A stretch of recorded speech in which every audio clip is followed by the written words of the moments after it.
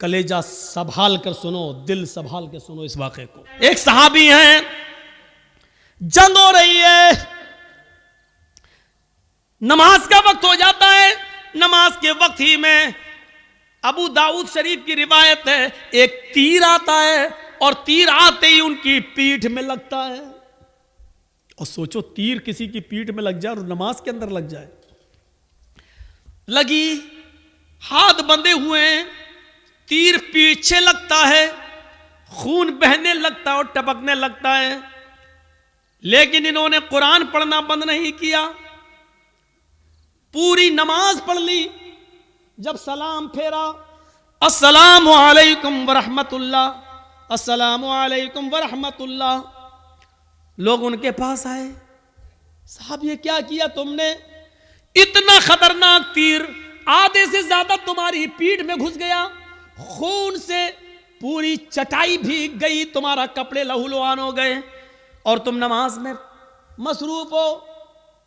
उस सहाबी ने जवाब दिया, जब मैं नमाज पढ़ रहा था, अल्लाह की कसम मेरी पीठ में कब तीर लगा मुझे पता ही नहीं चला, इसलिए कि मैं सूरह कहफ की तिलावत कर रहा था और सूरह कहफ की तिलावत करते हुए मुझे इतना मजा आ रहा था, इतना इंजॉय मिल रहा था। सूरह कहफ की तिलावत ने मुझे तीर की तकलीफ भुला दिया, मुझे पता ही नहीं चल रहा है कि मुझे तीर लगा है। ये तो तुम अभी बतला रहे हो कि मुझे तीर लगा है, अब देख रहा हूं कि ये खून है, मुझे तो एहसास ही नहीं हुआ।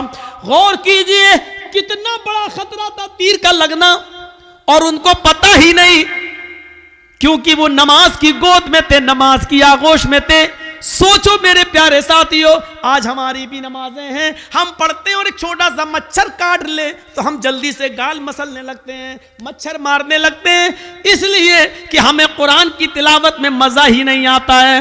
वो कह रहे हैं कि हम ऐसे सूरह कहफ पढ़ रहे थे, सूरह कहफ की तिलावत में मुझे इतना मजा आ रहा था, इतना एंजॉय आ रहा था कि मुझे पता ही नहीं चला कि मुझे कब तीर लगा। पहले जमाने में जब जंगें होती थी, नमाज का वक्त हो जाया करता था, बादशाह नमाज की हालत में, बादशाह जंग की हालत में नमाज के लिए खड़ा हो जाता था। दूसरा बादशाह ये समझता था कि ये क्या हो रहा है, बताया ये नमाज पढ़ रहे हैं, अल्लाह को याद कर रहे हैं, अल्लाह से दुआ कर रहे हैं। वो बादशाह अपनी फौज लेकर भाग जाता था, ये कहते हुए कि जो कौम तीरों और तलवारों कि सायों में भी अपने रब को न भूलती हो तो उसका रब उसे कैसे भूल जाएगा। जो कौम तलवारों के सायों में पली हुई हो, तीरों तलवारों के सायों में जो नमाज अदा कर रही हो, ऐसी पोजीशन में भी वो अपने रब को भूल नहीं रही हो, अपने रब की इबादत कर रही हो, फिर उसका रब हमारे साथ क्या करेगा अगर हमने इनको इस पोजीशन में मारा। वो अपनी फौज, अपने हथियार, अपने घोड़े, अपना सारा हथियार वहीं पर डालकर भाग जाया करते थे, ये कहते हुए कि अय अल्लाह वालों हम तुम्हारा मुकाबला नहीं कर सकते, अय अल्लाह वालों हम तुम्हारा मुकाबला नहीं कर सकते। मेरे भाइयों, कल तक हमारे ये हालात थे, आज हमारे हालात ये, हमारी मस्जिदों में नमाज हो रही है लेकिन काफिरों की बारात बजती हुई जाती है, उनके बैंड बजते हुए जाते हैं, उनके गाने बजते हुए जाते हैं, लेकिन हमारी अजान की आवाज या नमाज की क़िरात भी हो रही हो तो उनको कोई फर्क नहीं पड़ता, क्योंकि जब अजान और नमाज के वक्त हमने अपनी टीवियों को बंद नहीं किया है, जब हमने अपने घरों में टीवियां चलाना शुरू कर दी तो फिर काफिरों के दिलों से भी हमारा रोबो दबदबा निकल गया, काफिरों के दिलों से भी हमारा रोबो दबदबा खत्म हो गया। ग़ज़वा अहज़ाब का वो मौका याद करो, काफिरों की तरफ से तीर चल रहे हैं, मुसलमानों की तरफ से भी तीर चल रहे हैं। ये जंग इतनी खतरनाक हुई कि असर की नमाज का वक्त आ गया, लेकिन सहाबाए किराम संभल नहीं पाए, कोई इधर था कोई उधर था। नमाज पढ़े तो कैसे पढ़ें, एक साथ होते तो चलो आधे पढ़ लेते, आधे जंग करते, फिर ये जो आधे पढ़ चुके होते ये जंग में चले जाते, जो छूट गए वो बाद में पढ़ लेते, लेकिन कोई इधर है कोई उधर है। ये असर की नमाज का वक्त था, असर की नमाज का वक्त। अल्लाह के रसूल नमाज पढ़ा नहीं सके और सहाबा एक साथ जमा नहीं हो सके। कोई इधर से तीर चला रहा, कोई उधर से तीर चला रहा है, लेकिन तीर चलाते चलाते चलाते चलाते मगरिब का सूरज जो डूबता है मगरिब की नमाज के लिए, सूरज के डूबने से, सूरज के गुरूब होने से थोड़ी देर पहले सहाबा किराम ने उस जंग पर कामयाबी हासिल कर ली, यानी काफिरों को हरा दिया। लेकिन असर की नमाज का वक्त निकल गया। सुनिए, असर की नमाज का वक्त निकल गया था।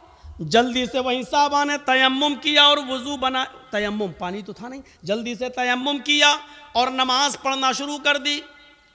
सूरज डूबने से, गुरूब होने से पहले पहले अल्लाह के नबी ने और सहाबा ने असर की नमाज पढ़ ली।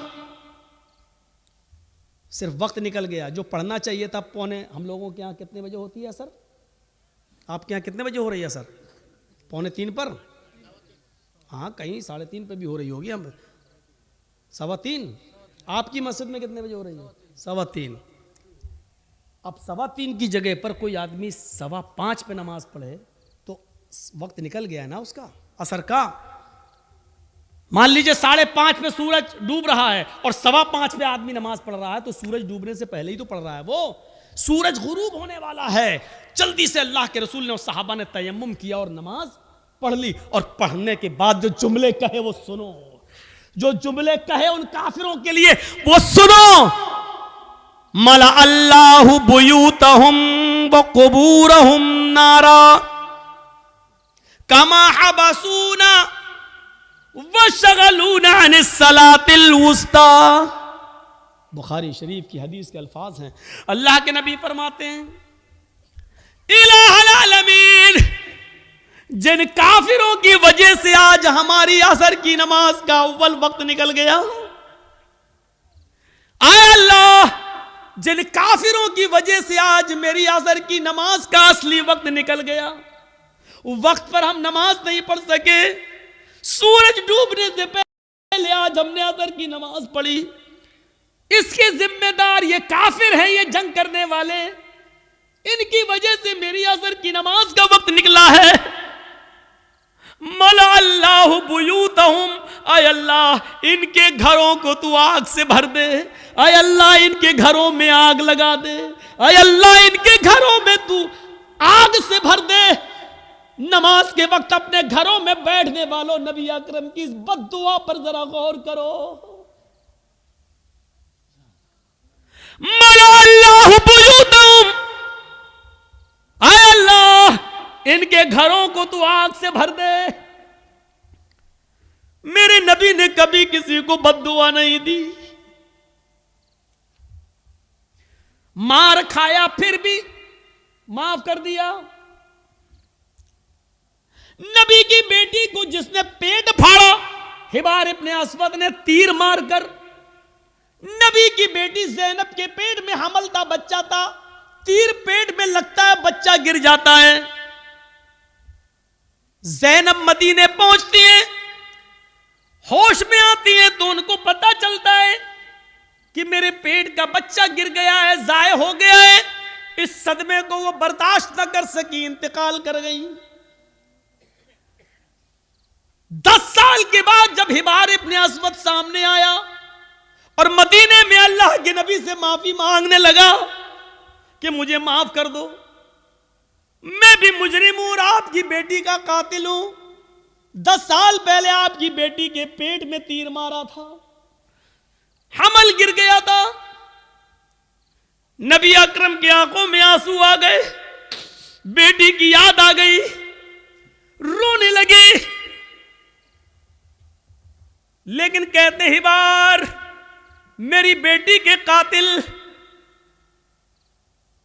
मैंने आज तक अपने लिए और अपने खानदान के लिए कभी बदला नहीं लिया।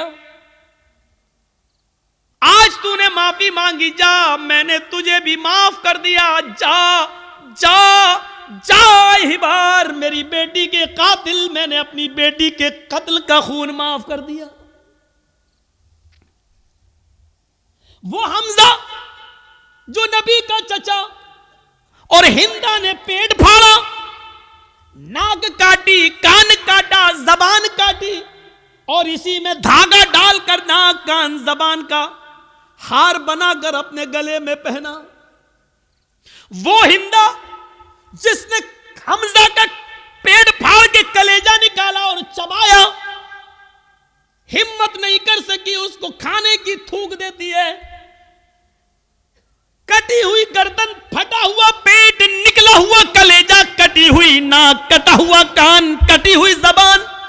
ये लाश जब नबी के सामने आई तो आपकी आंखों में आंसू आ गए और कहा, आए हमजा, कयामत तक जितने भी लोग अल्लाह की राह में कत्ल किए जाएंगे ये शहीद होंगे, लेकिन तू कयामत के दिन सैयदुल शुहदा बनाकर उठाया जाएगा, तमाम शहीदों का सरदार बनाकर उठाया जाएगा। ऐसा हाल करने वाली हिंदा जब नबी के सामने आई तो आपने कहा, क्या चाहती हो? माफी। आपने कहा, हिंदा जा, मैंने तुझे भी माफ कर दिया। ओ मेरे चचा की कातिल, जा, मैंने तुझे भी माफ कर दिया। मेरी चचा की लाश को बिगाड़ने वाली, जा, मैंने तुझे भी माफ कर दिया। लेकिन इंसान हूं, बुरा लगता है, तू मेरे सामने मत आना, क्योंकि जब तू मेरे सामने आएगी तो मुझे चचा की लाश याद आ जाएगी। हमारे नबी ने कभी किसी को बद्दुआ नहीं दी। ताइफ वालों ने इतना मारा कि सर फट गया, सर से खून निकला, पैरों पे गिरा, खून जम गया, जूते तक उतर नहीं पा रहे थे उस जमे हुए खून की वजह से। दो फरिश्ते आए, अल्लाह के नबी, कहो तो इन ताइफ वालों को दो पहाड़ियों के बीच में पीस दूं।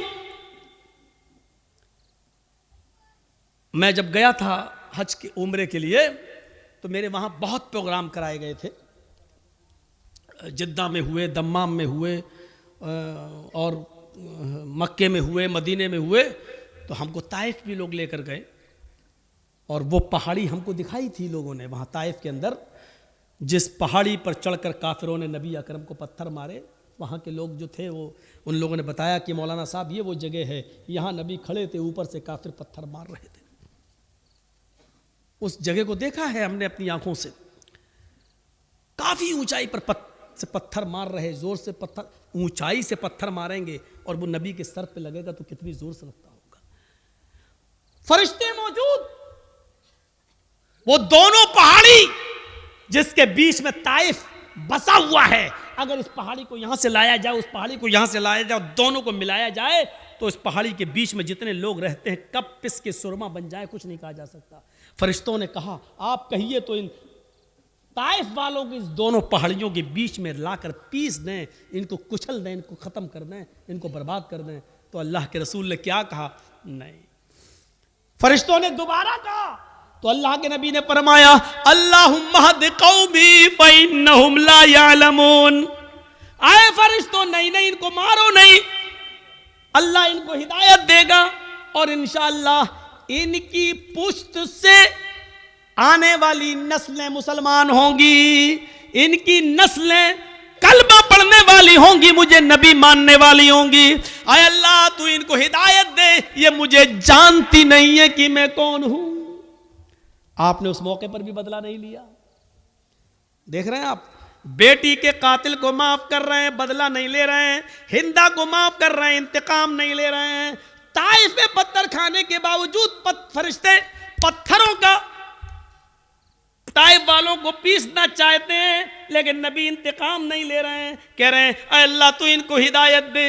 मार खाकर दुआएं देने वाले नबी, लेकिन आज उसूल देखो, जिसने कभी बद्दुआ नहीं दी आज वो बद्दुआ दे रहा है। क्या कह रहा है? मला अल्लाहु बुयूतहुम, आय अल्लाह इन काफिरों के घरों को आग से भर दे, इसलिए कि आज इन्होंने मेरी बेटी को कत्ल नहीं किया, मेरे चचा का कलेजा नहीं निकाला, नाक नहीं काटी, कान नहीं काटा, इन्होंने आज मुझे नहीं मारा, बल्कि आज इनकी वजह से असर की नमाज का वक्त निकला। गौर करो, बेटी को मारा तो उसको माफ कर दिया, चचा का कलेजा निकाल के खाने वाली को माफ कर दिया, लेकिन जिनकी वजह से असर की नमाज छूट गई, वक्त पर नहीं पढ़ सके, उनको माफ नहीं कर रहे। अल्लाह के नबी कह रहे हैं मल्लाहु बुयूतहुम, आय अल्लाह इनके घरों को तू आग से भर दे। और जब ये मर जाए आग में, और जब इनकी कब्रों, जब इनको दफन किया जाए कब्रों में, तो कुबूरहुम, आय अल्लाह मरने के बाद भी इनको बख्शना नहीं, इनकी कब्रों में भी आग लगा देना। कितनी डेंजर बद्दुआ है। अंदाजा लगाओ, नमाज जिनकी वजह से छूट रही है वो भी सोचें। जर्जी साहब नमाज पढ़ते हैं, नमाज का वक्त हो रहा है, मस्जिद में जा रहे हैं, और आप नमाज के वक्त में अपने घर में नाश्ता कराने ले जा रहे हैं, तो इसका मतलब यह है कि आपकी वजह से नमाज छूट रही है, आप सबब बन रहे हैं। या तो नमाज से इतना पहले नाश्ता कराना चाहिए था कि अजान के फौरन बाद नमाज पढ़ी जा सके, या फिर नमाज के बाद आपको नाश्ता कराना चाहिए था। आप ऐसे मौके पर क्यों ले जा रहे हैं? ये गौर करिएगा, गौर करिएगा। वो जंग हो रही है, अल्लाह सबब मत बनिए किसी का। आप खुद नमाज पढ़ने रहे, दूसरे की भी नमाज छुड़वा रहे हैं आप, ये एक और गुनाह है। काफिर तो वैसे ही जहन्नमी है, लेकिन अल्लाह के रसूल सल्लल्लाहु अलैहि वसल्लम क्या कह रहे हैं? अल्लाह इनके घरों को आग से भर दे, और मरने के बाद जब ये कब्र में दफन हो तो इनकी कब्रों को भी तू आग से भर दे। कमा हबसूना व शगलूना अनिस सलातिल वुस्ता, क्योंकि आज इनकी वजह से मेरी असर की नमाज छूट गई। ओफो, एक वक्त की नमाज, और वो भी छूटी नहीं, पढ़ ली। मगरिब के बाद नहीं पढ़ रहे हैं, मगरिब से पहले ही पढ़ रहे हैं, लेकिन असल वक्त निकल जाने की वजह से अब हम अंदाजा लगाएं हम कहां खड़े हैं। मौलाना जर्जी साहब, आप चाहे कितना बोल लो नमाज के ऊपर, सुबह फजर की नमाज में हम फिर नहीं आएंगे, घर में सोते रहेंगे। हम तो बड़े बाप के बेटे हैं, हमारे ऊपर तो किसी की तकरीरों का असर नहीं हुआ। 80-90 साल के बुजुर्ग उलमा आए, उनकी नहीं मानी, तुम तो कल के लौंडे, तुम्हारी क्या सुनेंगे? तुम्हारे जैसे 336 मौलवी रोज बोलते हैं, किसी की नहीं सुनी हमने, तुम्हारी क्या सुनी? इस तकरीर के ख़त्म होने के बाद फिर भी फजर की नमाज में अगर हमने जमात के साथ नमाज नहीं पढ़ी तो लिख लो, आप अपने जलसा कराने में नाकाम हो गए। सोच लो, आपको कोई कामयाबी नहीं मिली जलसा कराने की। अगर तकरीरों से ईमान में ताजगी पैदा ना हो, मस्जिदों में नमाजियों की तादाद ना बढ़े, तो बेकार हैं ऐसे जलसे। इससे बेहतर था कि इशा की नमाज के बाद आप सोते और फजर की नमाज से पहले आप उठकर फजर की नमाज पढ़ लेते जमात के साथ। यह आपके लिए तकरीर सुनने से बेहतर होता। एक सहाबी रात भर नमाज पढ़ते रहे, अल्लाह अकबर, दुआ मांगते, फिर नमाज पढ़ी, दुआ मांगते रहे, नमाज पढ़ी, नमाज पे नमाज, सजदे पे सजदे, इशा से लेकर फजर तक बराबर नमाज पढ़ते रहे। नीयत थी फजर की नमाज पढ़कर सोएंगे, लेकिन थोड़ी देर पहले, फजर की नमाज से थोड़ी देर पहले उनकी आंख लग गई। अब सुनो, फजर की नमाज से थोड़ी देर पहले, भाई रात भर जाग लिए तो थोड़ी देर पहले ऐसे वैसे लेटे थे, चलो थोड़ा लेट जाते हैं, कमर सीधी करते हैं, अभी अजान का वक्त होने वाला है, गए काम से।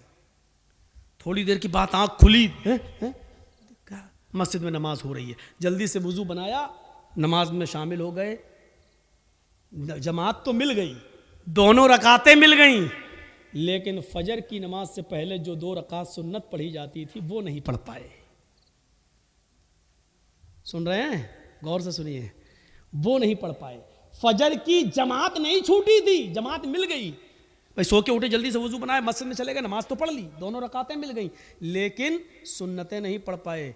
बाद में जब वो सुन्नतें पढ़ने लगे, सुन्नतें पढ़ने के बाद फ़र्ज़ नमाज के बाद जब अल्लाह के नबी ने सलाम फेर दिया, सलाम फेरने के बाद देखा कि वो कोई सुन्नत पढ़ रहे हैं। सुन्नत के बाद जब आपने उनको बुलाया, आपने उनसे कहा ये बाद में तुम कौन सी नमाज पढ़ रहे थे? कहा अल्लाह के रसूल, वो रात भर नमाज पढ़ी थी मैंने, इबादत की थी, और फजर की नमाज से थोड़ा पहले मुझे नींद आ गई, आँख खुली तो मैंने जल्दी से वुज़ू बनाया, मस्जिद में आ गया, जमात खड़ी थी तो जमात के होते हुए हमने सुन्नत नहीं पढ़ी, पहले जमात पढ़ ली, बाद में सुन्नत पढ़ ली। तो अल्लाह के रसूल ने जो जवाब दिया वो सुनिए। आपने फरमाया, काश तो पूरी रात आराम से सोता, काश तो पूरी रात इशा की नमाज के बाद से लेकर फजर तक आराम से सोता, गहरी नींद में सोता, लेकिन फजर की नमाज से पहले उठकर वुजू बना लेता और फजर की नमाज से पहले 2 रकात सुन्नत पढ़ लेता। अल्लाह की कसम, फजर से पहले 2 रकात सुन्नत अगर पढ़ लेता तो ये 2 सुन्नतें तेरे लिए रात भर की इबादत से ज्यादा बेहतर होती।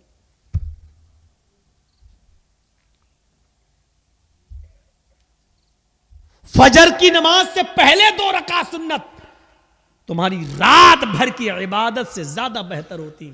क्यों जागे तुम रात भर?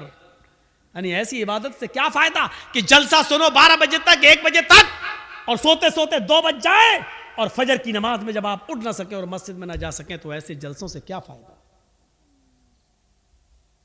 ये बंद होने चाहिए ड्रामे। हाँ, मैं इसको ड्रामा कहता हूं। जो जलसे लोगों को नमाजी ना बना सके वो ड्रामा है। जो तकरीरें लोगों के दिलों में ईमान ताजा ना कर सके वो नौटंकियां हैं। वो लैला मजनू की कहानियां हैं। तसव्वुर कीजिए हम कहां हैं। नमाज कितनी जरूरी चीज है हमारी सोसाइटी और हमारे समाज में और हमारे लिए। रमजान का चांद देखा जाता है और ईद का भी देखा जाता है। रमजान का चांद देखने के लिए एक आदमी की, बाशरा आदमी की गवाही की जरूरत है। अगर एक आदमी ये कह दे कि मैंने चांद देखा है तो दूसरे दिन से रोजा रखा जाएगा। ईद के चांद के लिए 2 आदमियों की गवाही जरूरी है। ईद के चांद के लिए उसूल है। अब रमजान के लिए 1 आदमी की गवाही काफी है, लेकिन ईद के चांद के लिए 2 की गवाही चाहिए। क्यों चाहिए? अल्लाह के नबी से पूछो। हर चीज का जवाब हमारे पास नहीं है, बस नबी ने कह दिया, हमें मानना पड़ेगा। ईद की चांद के लिए 2 आदमी की गवाही चाहिए है? लेकिन जब रमजान में 1 आदमी की गवाही आप मानेंगे या ईद के चांद के लिए 2 आदमी की गवाही मानेंगे तो उस वक्त भी देखा जाएगा ये 1 आदमी जो रोजे की गवाही दे रहा है ये 5 वक्त का नमाजी है या नहीं है। अगर 5 वक्त का नमाजी है, बाशरा है, समाज में इसको झूठा नहीं कहा जाता है, इसकी बात मानी जाती है, दीनदार है, नमाजी है तो उसकी बात मानी जाएगी। नमाज रोजे का पाबंद नहीं है, जुमे तक की नमाज नहीं पढ़ता है, ऐसा आदमी गवाही दे रहा है तो उसकी गवाही भी, चाहे वो कितना भी सच बोल रहा हो, उसकी गवाही भी उसकी जेब में घुसेड़ दी जाएगी। भाग, नहीं तस्लीम किया। रोजे का चांद 1 आदमी की गवाही है और 1 आदमी अगर नहीं देखता चांद, लेकिन एक औरत चांद देखती है तो 1 औरत की गवाही नहीं मानी जाएगी। 2 औरतों की गवाही 1 मर्द के बराबर है। लिहाजा औरतें 2 होना चाहिए, आदमी 1। एक आदमी अगर कह दे बाशरा हो कि मैंने रोजे का चांद देखा है रमजान का तो रोजा रखा जाएगा। लेकिन 1 औरत चाहे वो कितनी भी नेक हो, दीनदार हो, नमाजी तहज्जुद गुजार हो, लेकिन 1 औरत अगर चांद की गवाही देती है तो उसकी बात नहीं मानी जाएगी। 2 औरतें होना चाहिए। ऐसे ही ईद का चांद 2 मर्दों की गवाही चाहिए, लेकिन 2 मर्दों ने नहीं देखा है, 1 मर्द ने देखा है और 1 औरत ने, तो नहीं मानी जाएगी। 1 मर्द ने देखा है तो 2 औरतें होनी चाहिए, या 4 औरतें होनी चाहिए, वो भी बाशरा। अब हम अपने जहन में इस बात को रखें कि जब यहां बेनमाजियों की गवाही नहीं मानी जा रही है, सोचिए तो और मामलात के अंदर बेनमाजी की हैसियत क्या होगी। आइए एक और चीज की तरफ हम तुम्हें लेके चलते हैं। या अय्युहल्लज़ीना मनुस्तईनु बिस्सब्रि वस्सलाह, ये बड़ी प्यारी चीज हम आपको बताने के लिए चल रहे हैं मेरे भाइयों। या अय्युहल्लज़ीना मनुस्तईनु बिस्सब्रि वस्सलाह, आई मानो वालो तुम सब्र और नमाज के जरिए अल्लाह से मदद मांगो। बड़ी प्यारी आयत है। छोटा सा बच्चा है, अभी वो अपनी मां का दूध पीता है, 8-9 महीने का, 10 महीने का, 1 साल का है, चलता है फिरता है, पूरी ताकत नहीं है, हल्के हल्के पैरों से चलता भी है, गिरता भी है। कभी कभी उसके सामने अनजान आदमी आ जाए तो डरता भी है, उसके सामने कोई कीड़ा मकोड़ा टहलने लगे तो वो डरता भी है। आपने देखा होगा, मां ने अपने बच्चे को छोड़ा, चलना सिखा रही है, थोड़ा चलता है गिरता है, थोड़ा चलता है गिरता है। मां थोड़ी दूर हटके देखती है, देखे कितनी दूर जाता है बच्चा। बच्चा थोड़ी दूर गया, वहां कोई जानवर देखा, कोई कीड़ा मकोड़ा देखा, वो उधर से पलटा और भागता है अपने मां के पास। मां जल्दी से अपने दोनों बाहें फैला देती है, और बच्चा जब डरता है तो वो अपनी मां की गोद में आ जाता है। जैसे ही बच्चा अपनी मां की गोद में आता है, वो अपने आप को बिल्कुल महफूज कर लेता है, समझ लेता है। अब वो समझता है कि मैं सबसे बड़े खतरे से टल चुका हूं। अब सबसे बड़ी मुसीबत, भाई बच्चे के लिए तो वही सबसे बड़ी मुसीबत है जिससे वो डर रहा है। बच्चा अपनी मां की गोद में आया, और जैसे ही वो अपने मां की गोद में आता है, वो समझता है कि अब मुझे कोई खतरा नहीं है, क्योंकि मैं एक सुरक्षित गोद में आ गया हूं, एक महफूज गोद में के अंदर आ गया हूं। अब मुझे दुनिया व माफिया का कोई खतरा नहीं है। बच्चा अपनी मां की गोद में आ जाता है तो वो दुनिया के बड़े से बड़े खतरे से अपने आप को महफूज समझ लेता है। कुरान यही फरमा रहा है, लोगों, नमाज ये मां की गोद है। तुम्हारे लिए बड़े से बड़े खतरे जब तुम्हारे सामने आए, बड़ी से बड़ी मुसीबतें जब तुम्हारे सामने आए, बड़े से बड़े खौफनाक मरहले जब तुम्हारे सामने आए, तो तुम नमाज की आगोश में आ जाओ, नमाज की गोद में आ जाओ। जब तुम मस्जिद में आ जाओगे, नमाज की आगोश में आ जाओगे, तो तुम उस खतरे से महफूज हो गए। नमाज अपने नमाजी को अपनी गोद में ऐसे ले लेती है जैसे मां अपनी गोद में अपने बच्चे को ले लेती है। जैसे बच्चा मां की गोद में आकर अपने आप को महफूज समझ लेता है, ऐसे ही नमाजी नमाज के अंदर अपने आप को महफूज समझ लेता है।